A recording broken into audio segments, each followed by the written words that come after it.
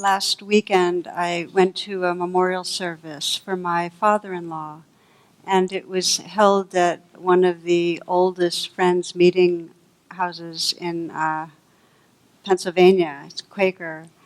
So quite beautiful, sitting in the silence and having different voices speak to who he was. And they spoke to the different ways. He was a very active person in terms of serving peace and social injustice, and great listener, a lot of beautiful qualities, but one that really stood out, was compelling, is what a happy person he was and how contagious it was.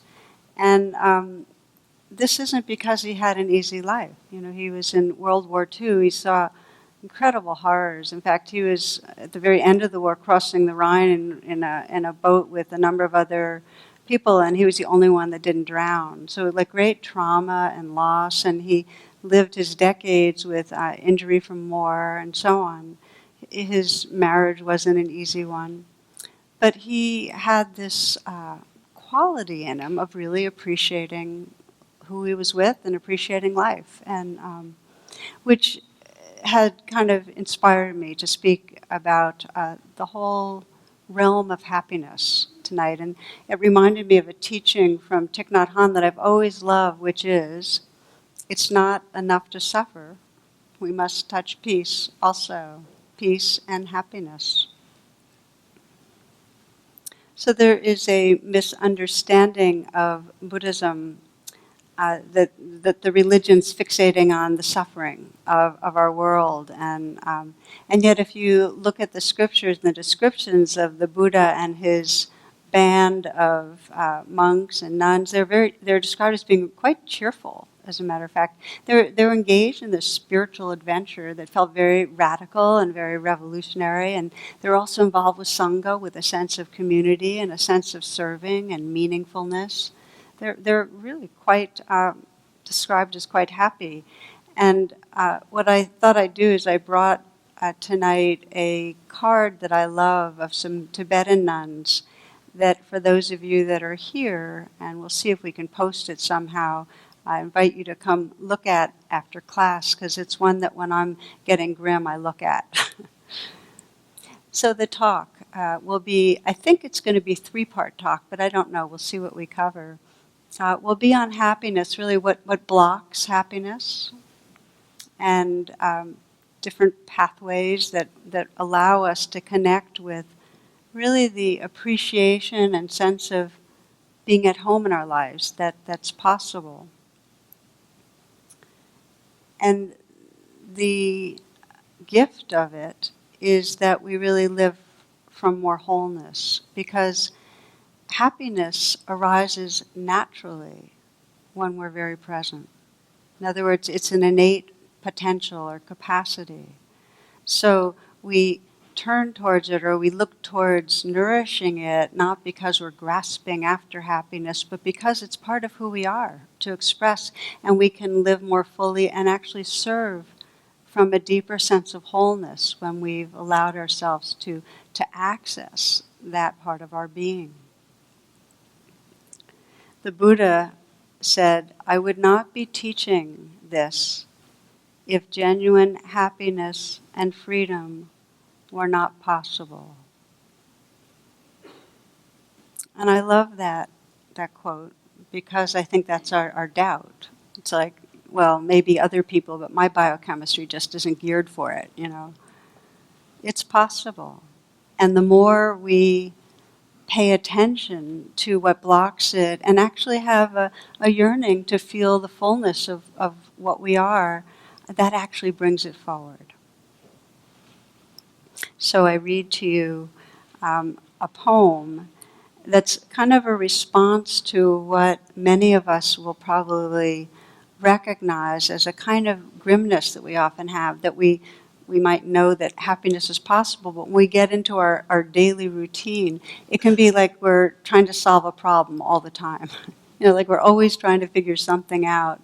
And this notion that life is a problem to be solved, if we watch our moment-to-moment way of behaving, we can see that we're constantly trying to navigate obstacles.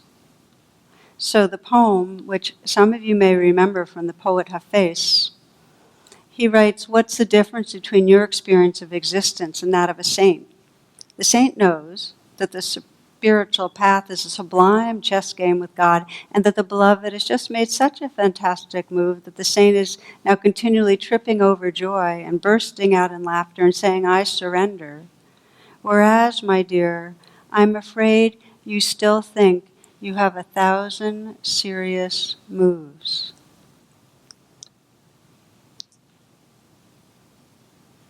And I'm curious, how many of you can sense that you move through life and there really is that 1,000 serious moves going on? I see?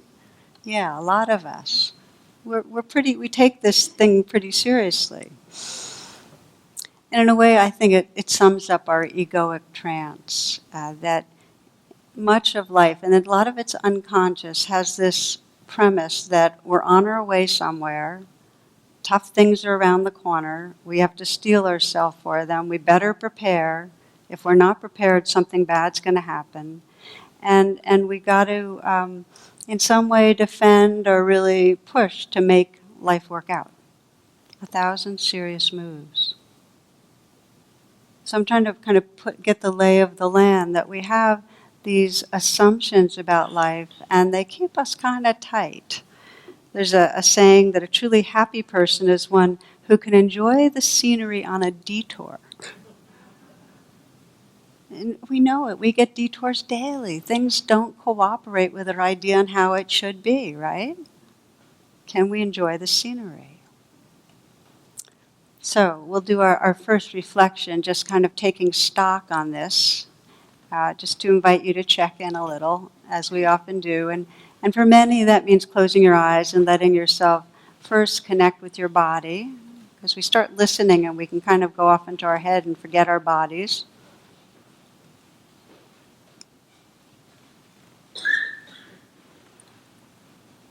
And the reflection is really on your own happiness quotient. Do you experience well-being often? And by well-being, that sense of this moment's enough. Quality of contentment, at ease with what is, appreciation. See if you can just scan today, yesterday, the day before, without any judgment, just some curiosity.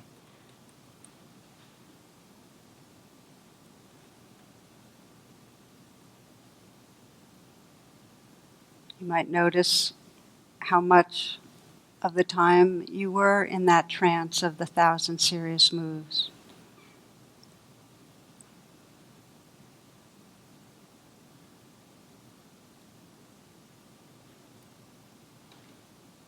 Just to reflect, when you have those places of feeling well-being or happiness, what do you sense gives rise to that? Are you happy when there's some sense pleasure, some beauty, or something good to eat? Or is it when there's a sense of engagement with what you're doing, or maybe good connection with others, sense of accomplishment?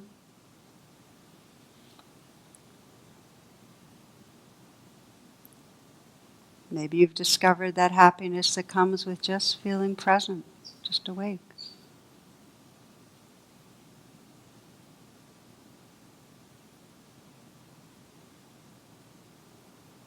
So you can continue as we explore together to keep reflecting on how this relates to your own life.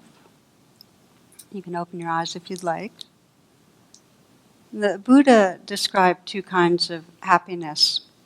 And one is a worldly happiness. It's where there's moments of pleasure that is experienced through the senses. And the Pali word is pamoja, this worldly happiness. And it's a happiness that's hitched to life being a certain way. That you're having a certain experience with a particular person or certain activity or an accomplishment. So it's happiness with cause. Okay? And the second kind of happiness that the Buddha described is sukha. Okay, and this is really the happiness that's not dependent on anything. It's what's described as happiness with no cause, happiness for no reason. It's a place of freedom. So we'll look at Pamoja first for a little bit, because Pamoja can either create an atmosphere that's really conducive to sukha arising. In other words, we can experience worldly happiness that actually inclines us towards that letting go and that freedom of deep happiness. And, as you might imagine, the worldly happiness can also be a contraction that turns into great suffering, the way we pursue it. So pamoja is that conditional happiness. And sometimes this conditional happiness is really, really fleeting. And that's when it's like a good taste or a great massage or receiving the perfectly aimed compliment that just really lands well for you. You know, really, you know, you're 63, you only look 61, you know. Or, anyway, so life's going our way. We're getting something we've wanted, okay? And some of you might remember this story. A lady going to her priest and confesses, "Father, I have a problem. I have these two parrots. They're females and they only know how to say one thing." And when he asked her, well, what that was, she said, "Well, it's, hi, we're prostitutes. Want to have some fun?" And the priest goes, "Oh my God, that's obscene." I don't know if he said, "Oh my God," but he said, "That's obscene."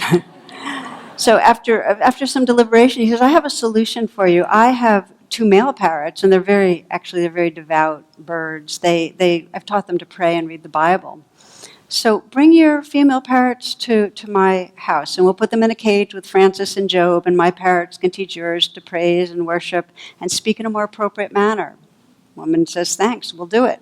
So she brings her two female parrots over, and as he ushers in, she sees the parrots inside their cage, and they're holding the rosary beads and praying. Impressed, she walks over with her two parrots, puts them in. A few minutes, the female birds did their thing in unison. They cry out, "Hi, we're prostitutes. You want to have some fun?" There's a stunned silence. And finally, one male parrot looks over at the other. "Put the beads away, Francis. Our prayers have been answered."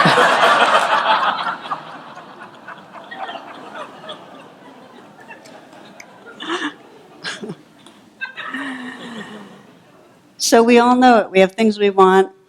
When we get what we want, it feels good for a bit. And it's often really brief. You know, there's a lot of research now that watching the Super Bowl and your team wins, this is especially for males, there is a surge in the biochemistry that relates to happiness. It's not real long, but there's a surge. And sometimes it's longer lived. And then, so there's types of pamoja where there's happiness in an accomplishment and it carries for some time, or happiness of being in a beautiful setting, or a creative endeavor like writing some poetry or listening to some beautiful music, painting. So there's these kinds of happiness. And just to say that even though they're hitched to conditions, the happiness is hitched to conditions. Oh, I'm in a beautiful place. It can be quite wholesome. There's that, like the happiness, that gratitude that comes up when somebody's been really kind to you, or when you're feeling creative, or you're working in a garden and you're just feeling belonging to the elements. When held lightly, there's a sense of presence and openness that actually comes with that. You might remember William Blake's words, "to kiss the joy as it passes by or flies by." Okay? So pamoja can be wholesome, and it can be the energy that blocks true happiness. And we're going to spend some time with talking about how pamoja, this worldly happiness, can turn into attachment and really keep us quite small and blocked. And the given is we have strong conditioning to fixate on certain objects in the world as this is what I need to be happy. It's in us to do that. Certain vehicles where there's something we have to have to feel happy. Or there's something that we totally don't want, and as long as it's around, we can't be happy. So if we do that inquiry that I often recommend, which is, what is between me and happiness? Okay? If we ask that question and we really sense what's between me and happiness, what interferes is that our attention is basically saying there's a belief that something's missing or something's wrong, and we're fixated on that something. That's what's between us and happiness, that fixation or that attachment. So there's some part of us, when we're not happy, that's demanding that life be different, insisting that life has to be different for me to be okay. And this is what I'd like us to investigate together some. Because if you're not happy, something like that's going on. It says there's a wonderful, now no longer alive teacher from the Theravada tradition, Ajahn Chah, and he'd be at his monastery, and when he'd see monks that he could see were having a really hard time, looking really unhappy or depressed or whatever, he'd go up to them and look at them and say, must be very attached. Okay? Because there's something they're hooked into, either wanting or not wanting. Okay? Some of you might know Anthony DeMello, no longer alive, wonderful Catholic teacher, mystic. And I was just reading a little book a friend here recommended. It's Last Meditations that he offered before he died. And in it, he talks a lot about attachment. He talks a lot about if you could really see your attachments and really bring your attention to them, your awareness, they loosen their grip, and then you discover the happiness and freedom that's here. And he gave a metaphor of being at a concert hall. And you're listening to a really beautiful symphony, and you're really, wow, this is great. And then all of a sudden you realize that you didn't lock your door at home. And for the rest of the time, you can't leave the symphony, you can't leave the concert, but nor can you really be there because there's something tugging, because there's this attachment to wanting that to be different. Okay? I think it's a great example. Or you might be at that concert and with a friend, but obsessing because you'd really hoped that you'd be there with this person that you wanted to start dating. And that's kind of interfering with the full enjoyment, the mind somewhat fixated. Or you might be at that concert after intermission and really be judging yourself for having had that pastry during the break. So you see how we get divided and we get pulled off by our attachments, so we can't really open to what's there.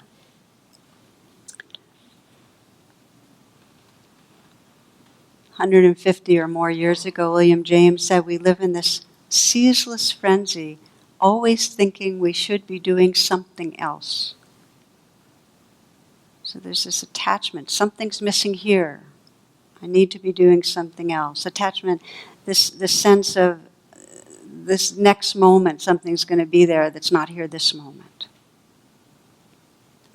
So again, with this metaphor that I've really kind of been enjoying playing with it in my own life, with the symphony of life, and that enjoyment of the symphony it means that we really have to open to the entire play of sound. And if we fixate and say, don't like that drum, it's too loud, I really want more of the cello, that's going to cause trouble.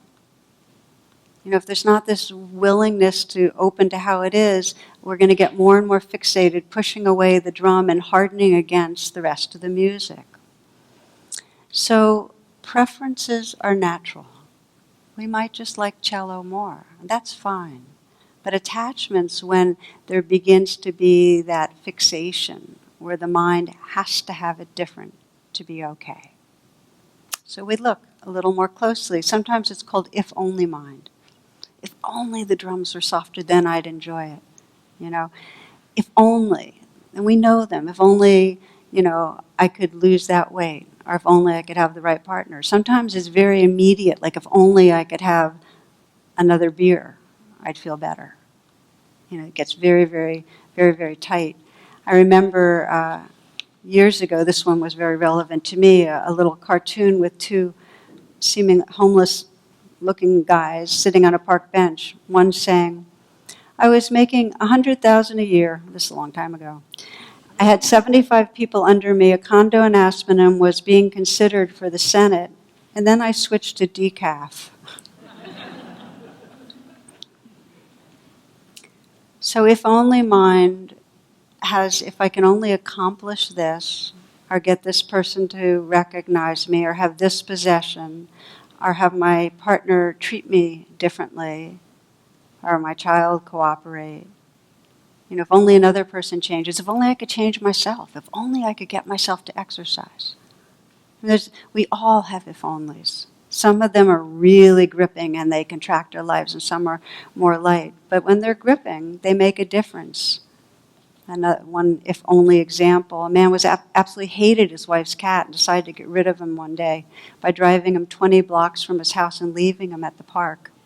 As he was getting home, the cat was walking up the driveway.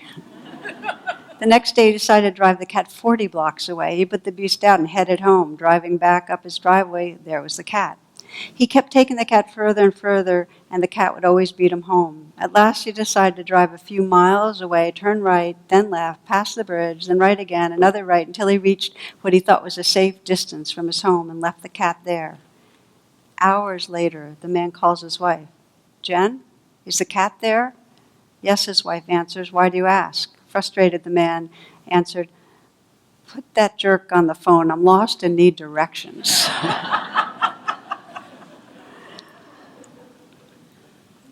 I'm sorry, and that was a silly one, but we all know that we have something that's stopping us. And if we can get in touch with our if-onlys, we can begin to deepen our attention. And what we begin to discover when we bring mindfulness to if-only mind, the first thing we discover is that what we're wanting won't bring real happiness. In other words, we're regularly wrong about thinking that what we want is going to make a difference. There's research on the relationship between wants and happiness. In 13 studies, I like this one, lottery winners are ultimately no happier than non-winners. Okay? 13 studies. Paraplegics usually become as content as people who can walk. We anticipate good things happening will make us happier than we actually get, and the bad things will make us more miserable than they will. So the deal is, we have a set point that many of you have heard of, a kind of biological set point for mood. And mood doesn't change over time if we get what we thought we wanted. It usually bumps up when we get what we want, and then it returns in about 5 months. I mean, that's really interesting. This is big things that we thought we wanted. So that's one thing, is that it doesn't work. We're regularly wrong. One of the best examples, a fortune reader is with a new client, and the client says, "My husband won't talk about his feelings." And then she looks into her crystal ball. Beginning 2015, men will talk about their feelings. Women within moments everywhere will be sorry. Okay, so the first thing with if only mind is that it's never accurate, it's delusion. And the second thing is that while we're pursuing if only mind, fixating on what we want, we're not living our lives. We're not here. We're not in the one place or the one space of awareness where we can actually experience happiness. The Indian version of it is when a pickpocket sees a saint, they see the saint's pocket. That's it. And there's a Western version that I kind of like, of an older woman in Miami on a park bench, very disheveled man in tattered clothing sits down next to her, just gotten off a bus, and so she says, "So, how are you?" And he said, "Well, I'm just out of prison, 25 years. "Oh, what were you in for?" And he says, "Murdering my wife." "Oh, so you're single." You get the idea. Our attention gets very narrowed. Okay, enough examples of this. So if we look at the evolution of consciousness, the egoic state is the, 1,000, probably 10,000 serious moves where we're in some way navigating, trying to pursue what we think is going to make us happy and avoid what's not going to make us happy. That's the egoic state. And that's part of our conditioning, to go for what's pleasant, to avoid what's unpleasant. It's the job of the egoic self. And because we keep evolving, we have the capacity to become aware of that and become aware of the suffering that's inherent in it. And that grows us. That motivates us to wake up out of if only mind, to say, okay, that's going there, but maybe that's not really the truth. Maybe pursuing that, fixating on it, worrying about it, is not going to really help me, won't make me happy. So as we continue evolving from this egoic state, what we discover is the possibility to transform our relationship with life. It's inevitable that there's going to be bumps. It's inevitable that we're going to get sick, that we're going to get old, some of us, that we're going to lose what we love. There's a saying that pain and loss is inevitable, but suffering is optional. So the formulation for true happiness, this evolution in consciousness, is moving from this busy navigating to try to get what we think we want and avoid what we don't want, to a very different, transformed way of relating to our moments. And I'll read you a poem that I think describes it really beautifully. In this choiceless, never-ending flow of life, there's an infinite array of choices. One alone brings happiness: to love what is. One alone brings happiness: to love what is. So this is Dorothy Hunt.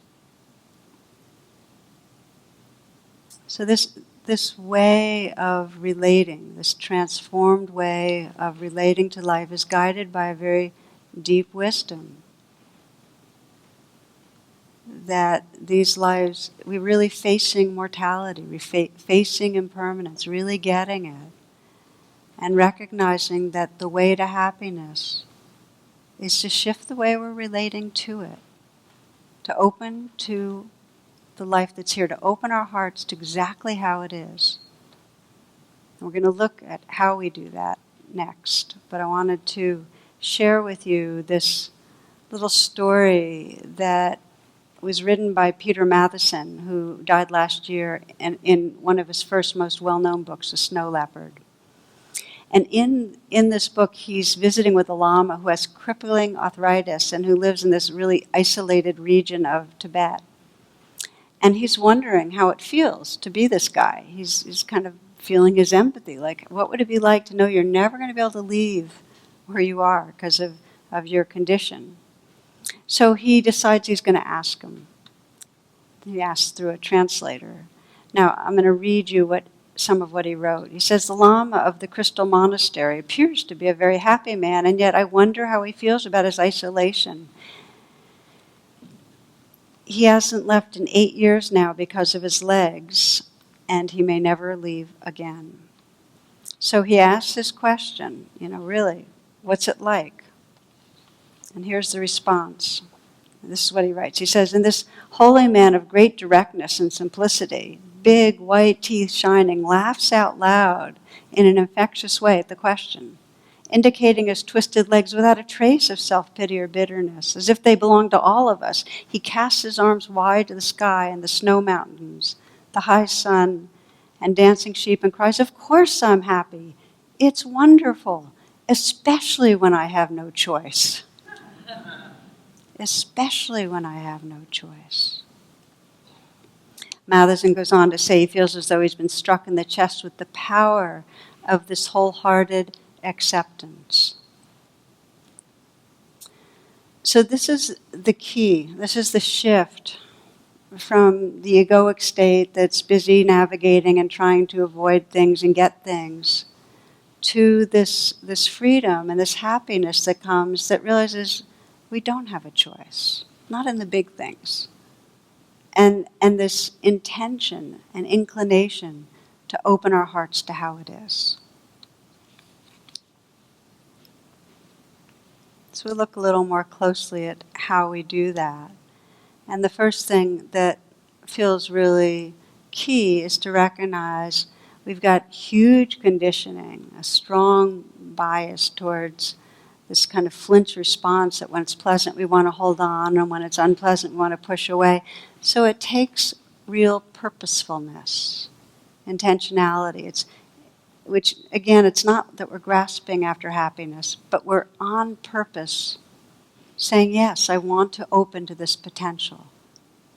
Of course I'm happy, even when especially when I know I have no choice. That we want to open to that. So it's a kind of commitment where we're deciding on happiness. And what I'd like to invite you to do is check that one out for a moment. This is another reflection for you, okay? Just to close your eyes.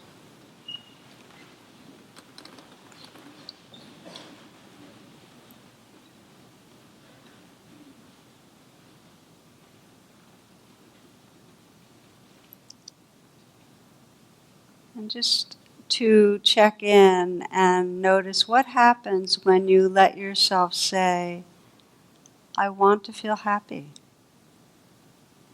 I want to experience that well-being that comes from full presence. I want to feel happy. I want to feel happy. To manifest that potential that's right here of deep well-being.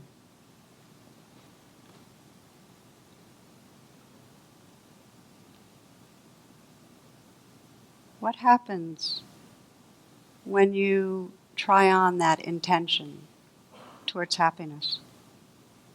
Just notice, again with mindfulness, without judgment.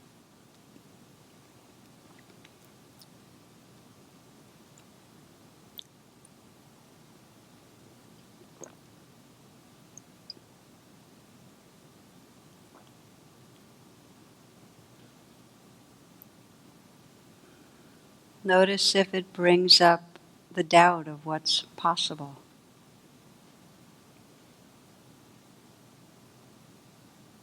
Or does it bring up a question about deserving? Or a fear that you're being self-centered? Or does it bring up some sense of excitement or openness to possibility? What does it bring up?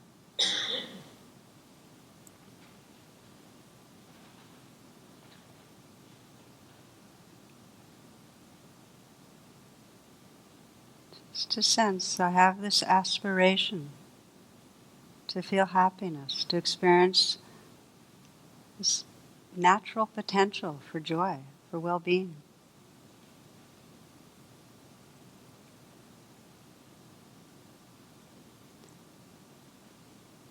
There's been a huge amount of happiness research in the last decade. And one finding is that people who are happy intend to find well-being. You can open your eyes if you'd like. I brought up my father-in-law, Ernie, at the beginning. Ernie was happy, and he was aware of wanting to be happy and wanting to enjoy his moments and glad that he could. He'd go out to, even in his 80s, he was going to this gym with seniors, and he'd come back and say, I met the greatest new guy. And he was like so aglow he appreciated the people he was with. Little things. He was intentional about it. So the first step is deciding on happiness. And once we've sensed our intention, that starts energizing presence. That starts gearing us. And the last many decades, 2 decades now of research, basically affirm that when we're in full presence, the parts of the brain that correlate with happiness are activated, and afflictive emotions are deactivated. But, and here's the hitch, and here's where we're going to spend the rest of our time, it doesn't happen often right away. That what happens when we intend to be happy, and we start becoming present, and we start quieting the mind a little is we come into contact with all the layers of the pushes and the pulls that we've been basically governed by, all the wants and fears. So this is the layering of attachments. So in a way, the opening into happiness begins by us bringing a really honest and courageous look at our attachments. Okay? So the deal is not to perceive it as a problem, but more as this is where the transformation takes place. If we can begin to bring attention to our attachments, we can begin to discover how to relate to our life and let the ups and downs happen.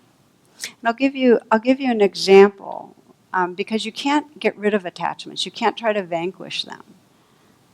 If you're opposed to them, that's just another attachment, right? Does that make sense? Okay. But what you can do is deepen your awareness. You can deepen your awareness in a very sincere and steady and committed way. So I have a number of attachments that I've kind of earmarked as, okay, this one gets in the way. This one blocks me from feeling joy in the moment. And I'd say one of the most irregular ones is my attachment to feeling prepared. I have this attachment to being ready for the what's next, feeling like it's okay, I know the talk I'm going to do then, and I'm ready for this, and I've got my clothes ready for that. And there's a kind of control thing that I mentioned earlier. For many of us, there's a sense that if we don't have ourselves prepared, something's going to go wrong, and there's bad consequences. So I'll be doing things like, walking in the woods or on the phone with a sibling or meditating or whatever, and my mind, if it happens to go forward into the to-do list and the, oh my gosh, there might not be enough time, I freeze up and I'm no longer enjoying the walk. I'm no longer present in the conversation with a sibling. My meditation is rolling forward into how am I going to get everything done? So I've tagged that. I've got a little bit of a title, this is the, be prepared attachment. And so I've been examining it, and this is over a number of years now, but just to give you a feeling for how we bring awareness to attachments. The first thing I'll do is just recognize, oh, that's going on, wanting to be prepared, feeling that, and then I'll go inside it and try to feel the attachment from the inside out, look through its eyes. And if I look through its eyes, it's like, I need to control. If I don't have it all together, I'm risking failure. I'm risking disappointing people, not being loved. I'm going to end up, embarrassing myself. I'll be separate. It proliferates like that. So when I experience that, I'll recognize and I'll just start breathing with it and bringing some compassion to it. And then, really, I'll try to view it through the wisest part of me and say, so what's the effect on my life of going into this? What happens when I go into this attachment to being prepared? Well, I get fixated, I get tight, I get anxious, and I'm no longer present, and I'm no longer connected. I feel separate. So then what I'm finding is the very thing I'm ultimately attached to, which is being prepared so I won't be separate from the world, my attachment's creating separation. And that is the truth for every attachment. What we're wanting, what the attachment's wanting, it's preventing. I'm going to give you more examples. But when I see that, when I can see that the very thing I'm longing for, which is to be prepared so I can feel love and connection and okay with everybody in the world, is actually being locked down by my addiction to preparing, when I can see that, something gets loosened. There's a little more space. There's more choice in how to pay attention. And then I'll ask myself a question that I often ask other people. Well, what would it be like if I didn't believe I had to be prepared to be okay? What would it be like if I didn't feel like I had to be prepared to relax and be all right with the world? And in that moment that I ask that question, because part of me knows the truth, I can feel this glimmer of, wow, there'd be a lot more creativity. This kind of bubble of excitement comes up. Wow, so many moments. There'd be a lot of space and engagement and aliveness and more trust, a sense of, wow, I just rest and trust that it's really okay. So what happens for me is that it keeps on reoccurring, and I think this is true for most of us, but with less and less glue. More quickly I go, oh, that's the preparing thing. And I kind of feel it, and I say, well, wait a minute, what's it doing to me right now? And it loosens up some. Well, what would it be like? Who would I be if I wasn't trying so hard to prepare? Whoosh. Not in this egoic self.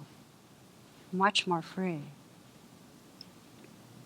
Let me give you another example that this is a couple of years ago, a man I met with at retreat, and tell you what his attachment was. His wife had a very demanding job, and they would plan times to get together and things to do, but often he had a reminder, and often she was late, and often if she was already at home, she'd be on her iPhone kind of answering one extra email or texting, and they'd get together a little later than they planned. And he was building up a lot of anger. He was attached to her changing her behavior. Basically, his belief was, I can't be happy if you don't change. If only you would change, if only you would not be so busy, if only you'd create more time for me, then I'd be happy. Now, I'm sharing this particular example because it's so archetypal. I mean, it's such a classic one for so many people. So we investigated, had him go inside the attachment, that part of him that believed that he couldn't be happy unless he changed and view the world from that place. And in that place, he got in touch with his hurt. So underneath the anger is hurt. That's not a surprise. He felt vulnerable. And the beliefs that were there was that he felt that he didn't matter as much as her work. Okay?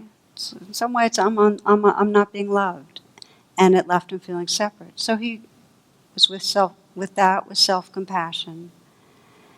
And I asked him to really investigate what's it like when you're living with that feeling and belief that you have to change or I'm not okay, this means you don't love me. And he says, well, it makes me feel really separate.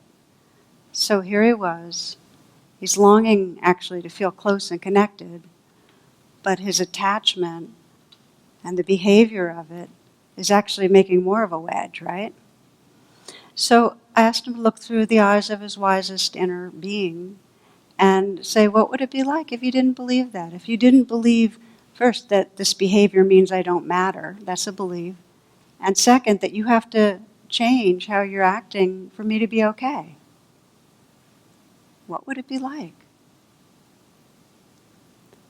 And he said he felt this sense of empowerment. Like his happiness was dependent on how she was acting. He gave away his power. He felt like, wow, I don't need her to change for me to be happy. I can be okay. That doesn't mean I don't have a preference, by the way, for her to change. Okay, strong preference, really strong preference. But still, there's a difference between that and feeling I can be at home in my life and you can be how you are. Okay. So this was really expanded him, and he could look at her with fresh eyes and get, she was a little bit living in the kind of thing I described, always having to prepare and always making sure things were under control so she didn't fail. She was kind of in that mode. He could see it better and have more compassion for her. And this is what I found really beautiful, he said that it reignited his love for her, because when he wasn't hooked on her being different for him to be happy, he could appreciate her again. It's like when you're hooked on the drums and they're too loud, you can't appreciate the symphony. He couldn't appreciate her. It also allowed him to talk to her, because he wasn't so attached. He didn't talk to her in a way that was angry and pushed her away, and said, I can feel this pattern of hurt. It comes up when this happens. And it would make me feel better. I'm not demanding it, but it would be easier for me if this could happen. So he turned it into something where there was a request, but not a demand. Much more possible for her to respond.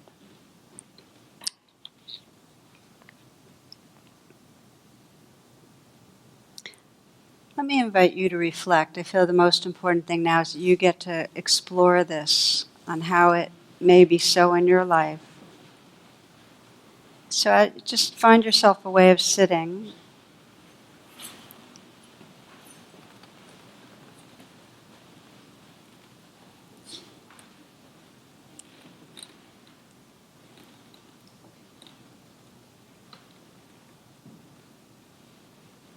And bring your attention right here and into your body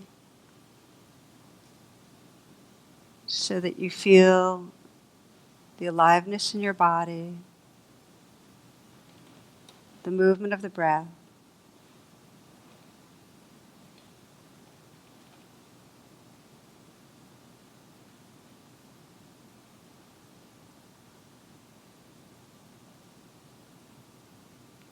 We begin to scan our lives and sense what's between us and happiness. And you might notice where you might have an if only.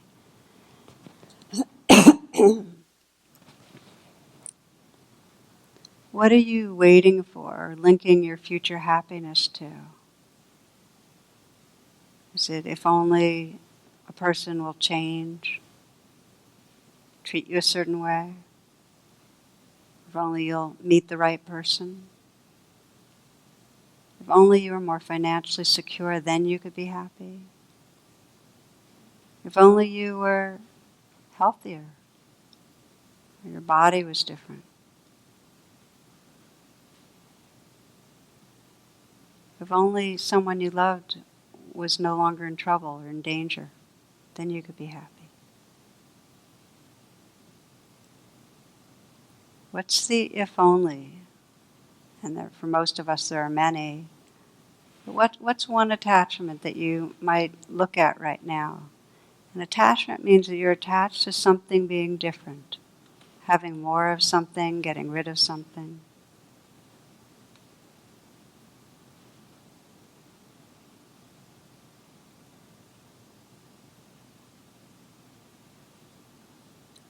And feeling your intention towards happiness, this is a time to deepen your presence with this attachment. You might go inside it, as I described.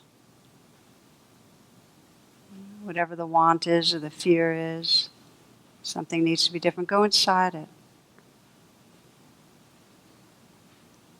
Maybe you can sense what you're believing. Well, if I don't look better, I'll never attract somebody and I'll never have intimacy in my life. Or I don't get healthy, I can't exercise or enjoy my moments. Or if so-and-so doesn't change, we'll never have the relationship that I want. What's the belief?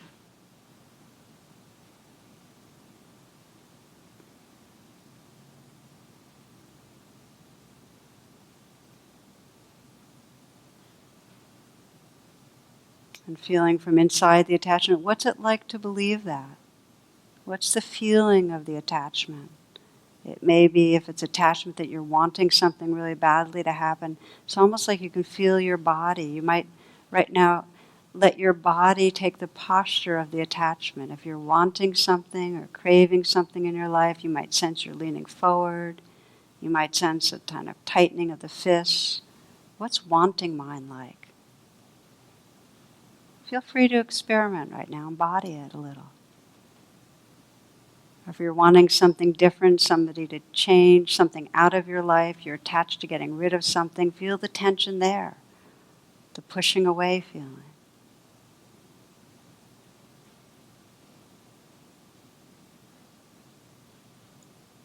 Just notice now, with wisdom, what is it like? How does this attachment, this wanting or fearing, affect your body, your heart, and your mind?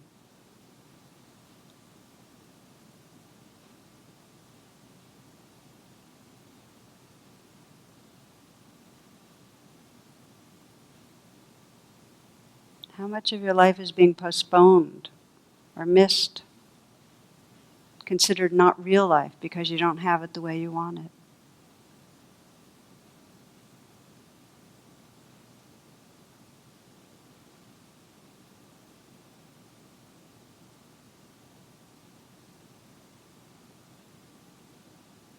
And here's the deep question. What would your life be like if you no longer believed you had to have something different? You had to have something more. You had to get rid of something, change something to be happy. Or somebody else had to change for you to be happy.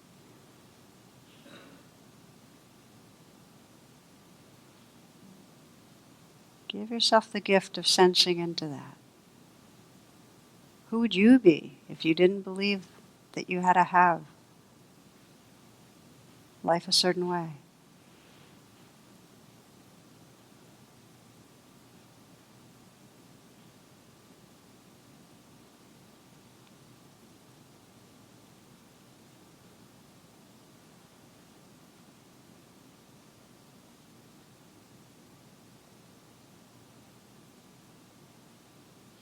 Again, sensing your intention towards happiness.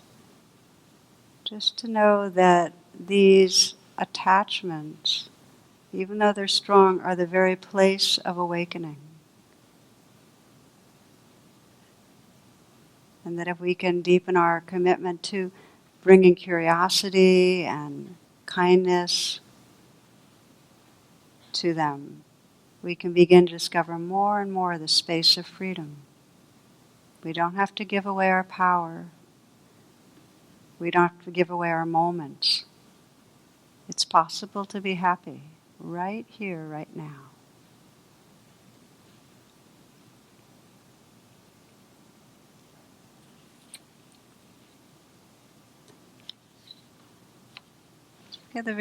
Just opening your eyes, and we'll just take a few more moments.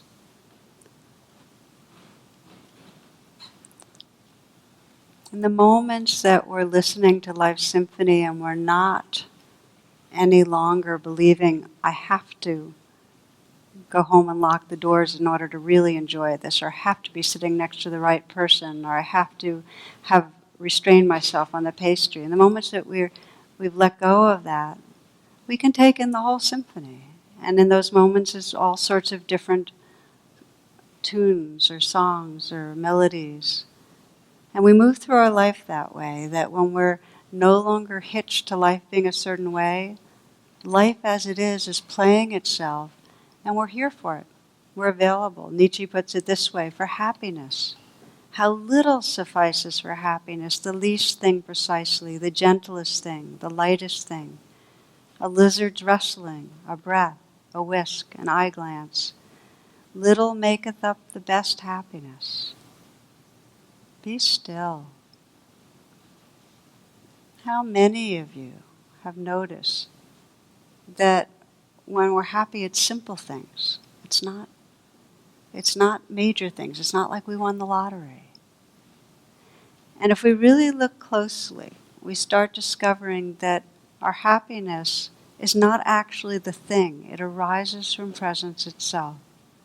So if we're enjoying the look of the leaves turning in the fall, that's lovely. And what's really making happiness possible is the space of presence that's there to let that particular melody of Life's Symphony play out. We're there for it. If we're there and notice the beauty of the clouds moving through the sky, or the sounds of a child's laugh, or if we're in the ocean and feeling the sensation of the moving waves, it's the quality of presence that makes any of these passing experiences one that are experienced as happiness. It's that background space of beingness. So I invite you to investigate this, that when you do have those spaces that you start noticing, well-being right now, where there's some beauty or kindness or recognition of some simple thing in your life, look for the background to that experience in your own consciousness. Explore what really is happiness. Discover the presence that's there. The theme of tonight is really a simple one, that true happiness is not due to any externals. We think it is, and so we have to unhitch that through awareness. But it's really the quality of how we're relating to our moments, to the whole symphony. And this is the shift from a kind of egoic state that's riveted its attention on certain instruments in the symphony to a state of moving through life and really taking this life in as it is. So we close in a simple way. We'll just close our eyes again. Take a moment with the simplest of meditations, just to let your intention be to love what is.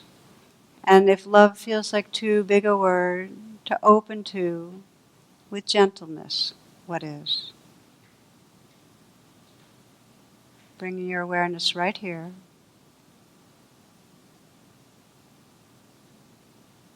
Feeling the movement of the breath.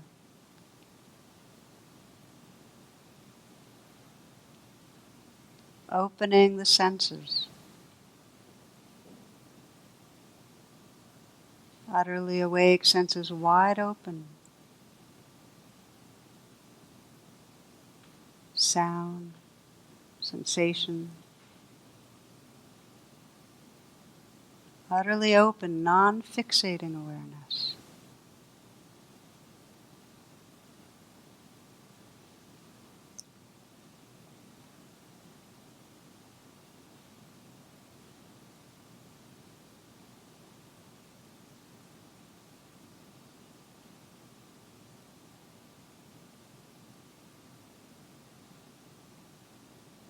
Saying yes to this changing dance, moment by moment.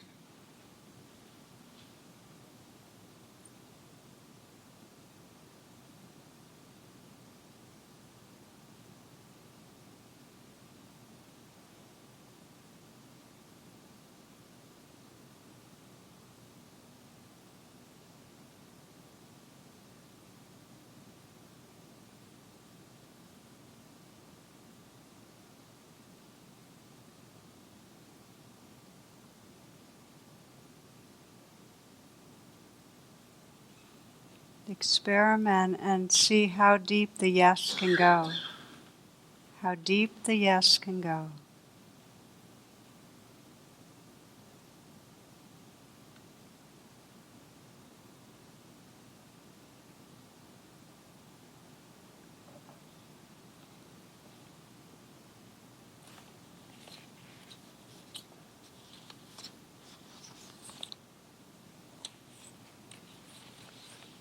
The words of the Lama of the Crystal Monastery, of course I am happy. It's wonderful, especially when I have no choice.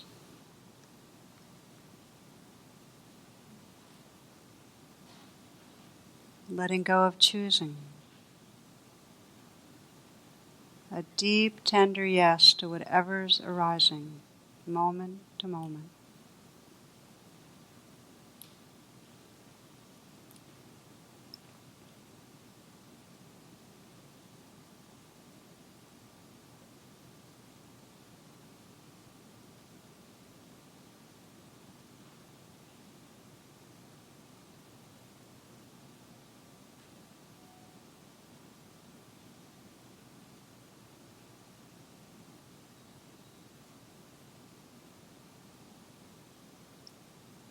Sense for yourself what it means to love what is.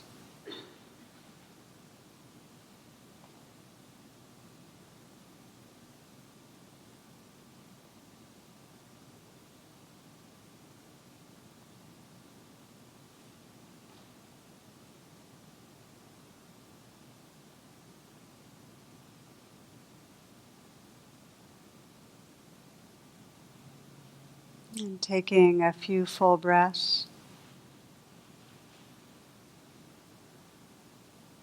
And feeling the intention to bring this openness, this receptivity, this presence as you open your eyes to the world around you. To move through this life with a receptive heart. Namaste and thank you.